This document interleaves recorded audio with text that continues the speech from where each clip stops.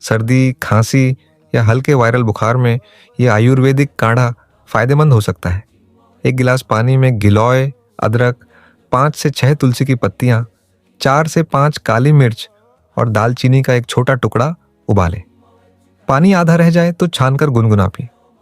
गिलोय रोग प्रतिरोधक क्षमता को सहारा देती है। अदरक और तुलसी गले व सर्दी में राहत देने में सहायक है।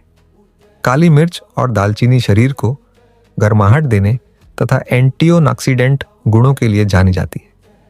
ऐसी ही प्राकृतिक और आयुर्वेद से जुड़ी उपयोगी जानकारी के लिए हमारे चैनल फिट टू नेचर को सब्सक्राइब करना न भूलें।